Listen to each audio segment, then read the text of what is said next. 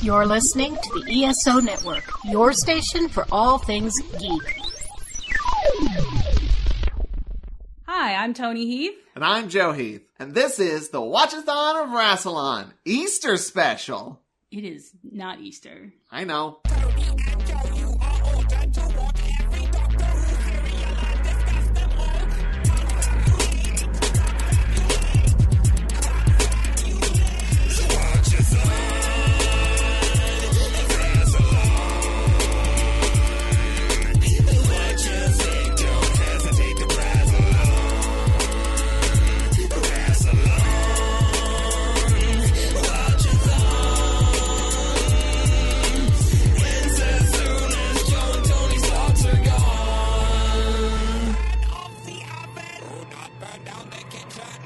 Today we're going to be talking about the Daleks Master Plan, the fourth serial of the third season of Doctor Who. Specifically, the first episode, The Nightmare Begins, which aired November 13th, 1965, and the third episode, Devil's Planet, which aired on November 27th, 1965. True facts! And I said this is the Easter special. It's way past Easter, but we did watch it on Easter. Okay. And these episodes were long believed to be missing. No, I'm sorry. And they rose from the dead to save us from our sins or something.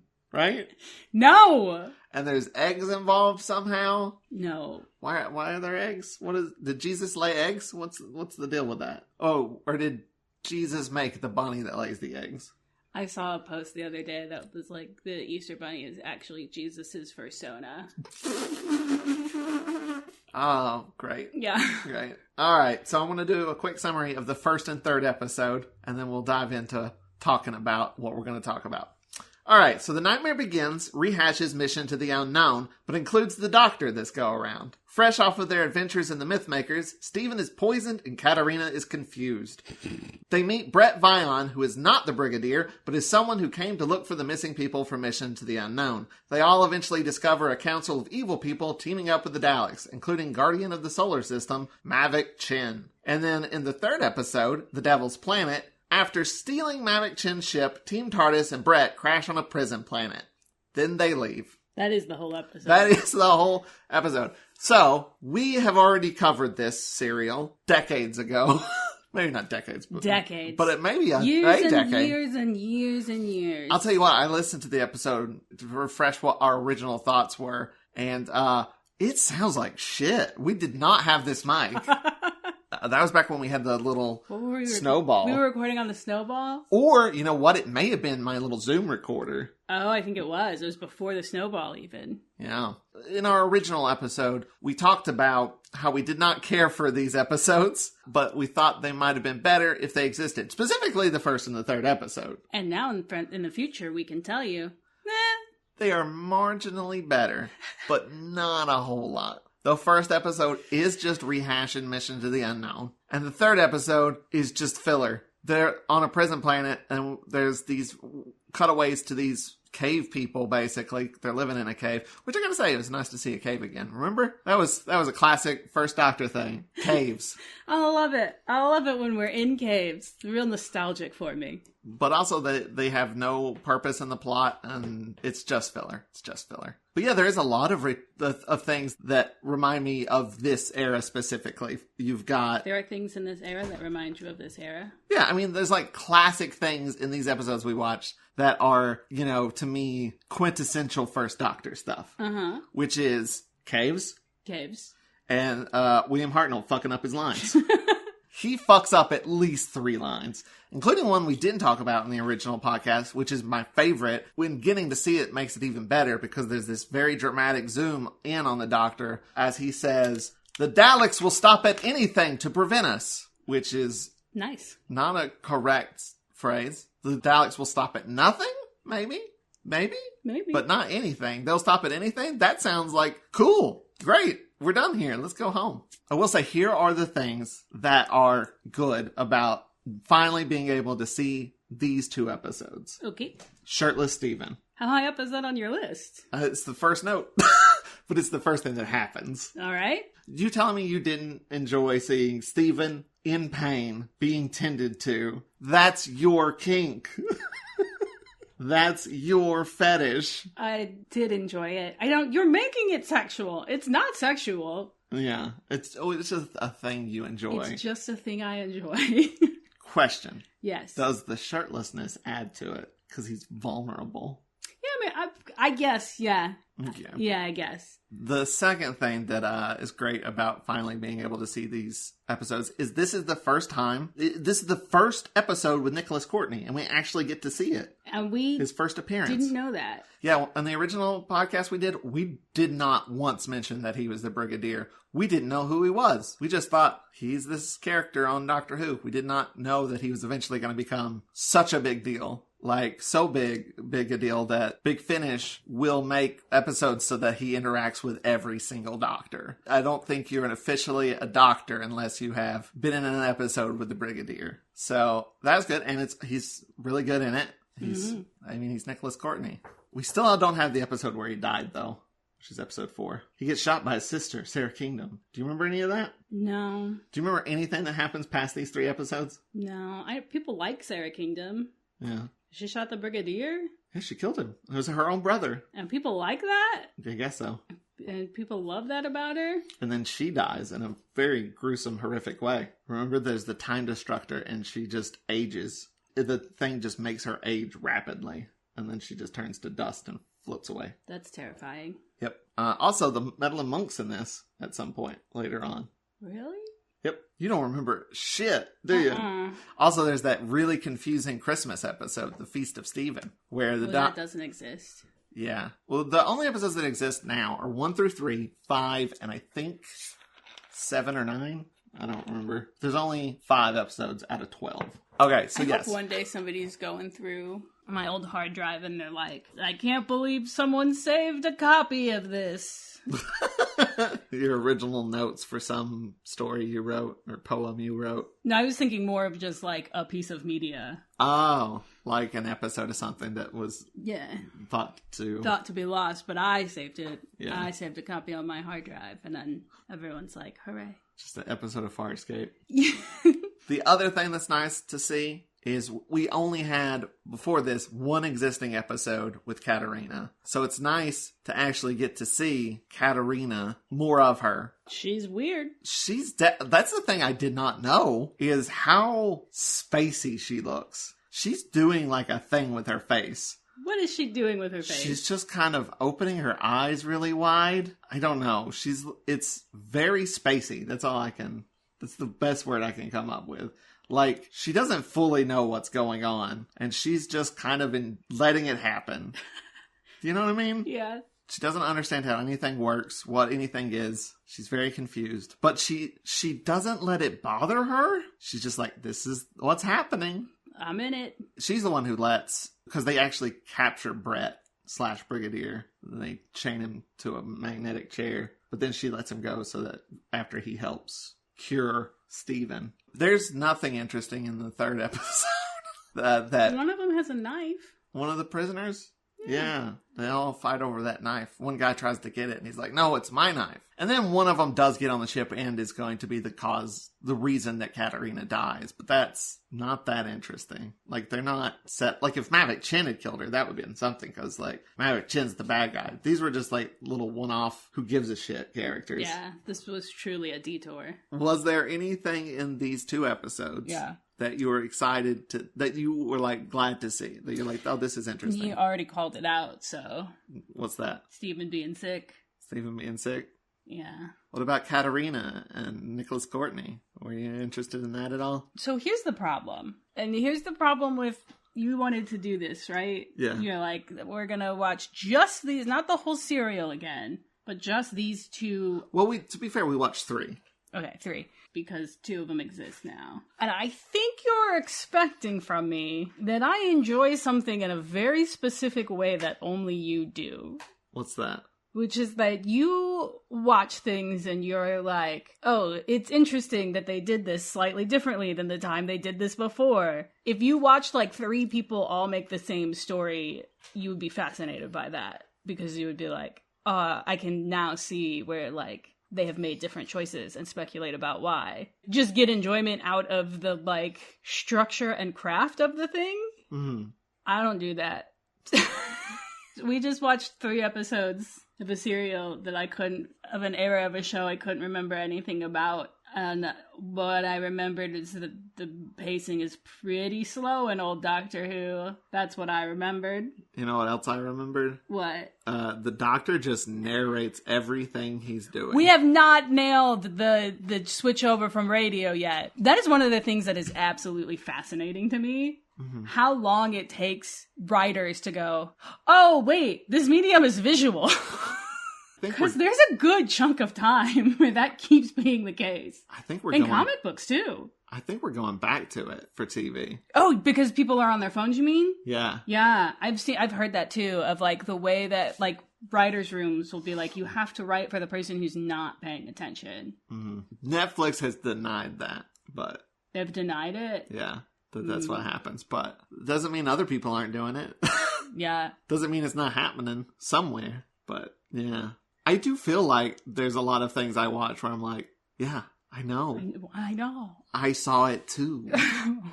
I lived it. I was there. But yeah, there's a lot of scenes of just William Hartnell wandering around a forest talking to himself, which, to be fair, is entertaining to watch. Mm. Despite the fumbles he makes with the dialogue, he's still fascinating to watch. I missed seeing William Hartnell. I love William Hartnell. Say, for a long time, you would kind of say that the first Doctor was your Doctor. Would you still say that? I mean, yeah. I've watched him probably the most.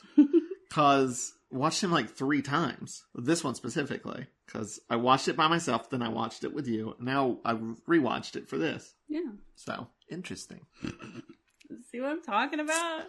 It's fascinating. I like these things. I know.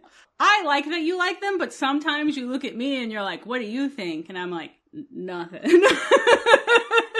But I will say, these episodes aren't good. It's interesting to watch them. I'm glad I watched them. I enjoy William Hartnell and I enjoy Nicholas Courtney. And I love Steven. And it was interesting to get to finally see more of Katarina's performance. I mean, that's true. We'd seen a little bit in episode 2, but now we got 3 whole episodes of Katarina, which is the majority. Before she beefs it. Yeah, she beefs it right at the beginning of the next episode, gets chucked out in space. Well, she does it herself. She opens the door. Does she? Yeah, she does a little heroic sacrifice. Oh. Because you remember there's that, they keep doing it over and over again in episode 3. Like, is the door closed? Is the door open? Is the door closed? Push this button to close the door. Push this button to open the door. They set the hell up out of that. That's all I got to say about these episodes. They're not great, but I'm glad they exist. I'm glad for any episode that they find. So, because you could mine additional context. Yeah. And you love mining for additional context. I didn't know Katarina was so fucking spacey in that episode, because that doesn't come through with just the audio. Yeah. Can you tell our listeners what comics you're currently reading? I don't know what order. I'm reading every Marvel and DC comic book from the very beginning. Well, here's the thing. I'm doing different orders. So I'm doing the main Marvel order, which starts from Fantastic Four #1. But I'm also doing a golden, like everything expanded, which includes like a lot of Golden Age stuff. That's for the Marvel. DC, it's also, DC's a little weirder because it kind of did start in the Golden Age and kept going. It didn't really have like a Silver Age starting point necessarily. So, but I'm doing that. I'm also jumping around in all the other Marvel orders. So I'm also doing like the Ultimate Universe. So like Ultimate Spider-Man, Ultimate X-Men, stuff like that. I'm doing the Romance order. So I've gotten to Patsy Walker and stuff like that. We don't actually need this much of an explanation. Okay. For me to say that. I'm also reading Mad Magazine from the beginning. When did you start doing that? Recently. Are you reading all of the magazines, or are you just reading Spy v Spy? Spy v Spy is not in Mad Magazine at the beginning. How long does it take? I don't know. Then why are you reading it? It takes a while for Mad to become what we think of as Mad. And this, I did start reading it because I read that Mad About DC special that just came out, which was really good. I highly recommend it. It's very funny. And I was like, I miss Mad Magazine. My point is that Joe has been spending a not insignificant amount of time reading these comics in this order. Yeah. And I've read thousands. Thousands. And I will be like, hey, what you reading? Is it any good? And every time he's like, no. Not really. Oh, because you're on like hour 3 of doing it. Hey, it's interesting. It's not necessarily good. It's interesting to see where these things come from. Sometimes they're bad in a fun way. Yeah. Sometimes they are good. You know what's good? What's good? Amazing Fantasy number 15. You know what that is, right? No, I don't have the slightest clue. Everybody knows what Amazing Fantasy number 15 is. It's the first appearance of Spider-Man. You think that's information everybody's got Yeah. queued up, ready to go? Yeah. Hey, people I listening. think you're experiencing that XKCD comment. No, people who are listening, tell me if you knew what Amazing Fantasy number 15 was before I explained it. Say, yes, I know, or no, I didn't. That's a way skewed fucking audience. Because a bunch of nerds listen? Yeah. Oh, you listen to a podcast where people watch the show you like in order? No. I'm going to show you the cover to it, and you'll be like, oh, I've seen that. I probably have seen it. Because it's iconic. It's been parodied a billion times. It's the first appearance of Spider-Man. And you know what? It's really fucking good. It's really good. The Spider-Man 1, the movie with Tobey Maguire, sticks surprisingly close to it. They have not changed it all that much because it's solid. I think we either got to start talking about Doctor Who again or rap. Well, let's take a quick break. Okay. And when we come back, I have a question for you. All right. So, here's an ad. Another sunny day in Gotham City. But wait, what's this? The dynamic duo has been captured by the evil alliance of the Joker, Penguin, Catwoman, the Riddler, and the Minstrel? Holy mismatched melodies! What do we do? Never fear, the Bat Chums are near. Drew, Mike, and Magic Batman are on their way to save the day by recapping and reviewing every episode of the 60s series. Holy podcasting platforms! Where can we find them? Right here on the ESO Network and YouTube. Don't worry, Bat Chum, the worst is yet to come. And we're back. Tony, we're not doing final thoughts. I didn't know we had left. We're not doing final thoughts because this is a special episode, and I think we already said not great. We've already covered everything we have to say, maybe. My question for you Yes. is, what do you hope they find next? My answer has not changed to this question. Mm-hmm. It has been and continues to be Mythmakers. The one right before The this. one right before this, yes. You just want to see more Katarina? I just love Katarina so much. If there's anybody who's like, oh man, I wish they had more time as a companion. Katarina. I think that was my controversial take when we did the like wrap up for this season. Is that I was like, Katarina is a companion. Sarah Kingdom is not. Sarah Kingdom was in more episodes than Katarina. But At she least didn't as part of Team TARDIS. Ever get on the TARDIS and go to a second location? Yes, she did. Oh damn it! Did she? I think so, yes. I I don't know. It's been a while. Then who knows? Sometimes I say shit just to say shit. You just like stirring up I trouble. kind of do. I also want the Mythmakers to exist really badly. The Mythmakers is... Here's the thing. The day that they finally find the Mythmakers, we are going to have, like, the biggest fucking I told you so moment.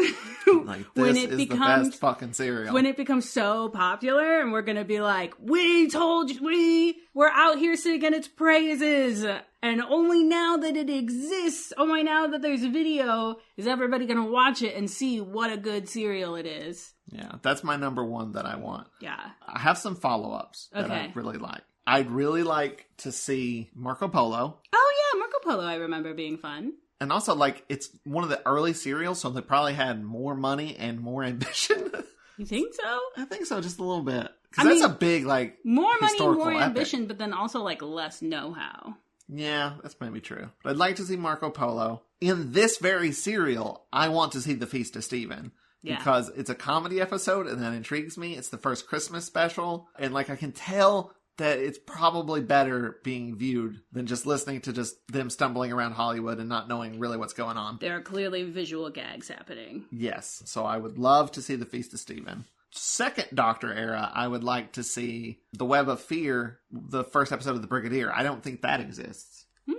So let's get all the Nicholas Courtney firsts in the bag, please. Oh, you know what? What else? Highlanders, first appearance of Jamie. Highlanders, yeah. All right, I think that's it. Got anything else you want to talk about? I'd like to make fun of you some more. Go for it. What else do you do? Do you spend time on that you don't actually enjoy doing? I enjoy doing it. Yeah.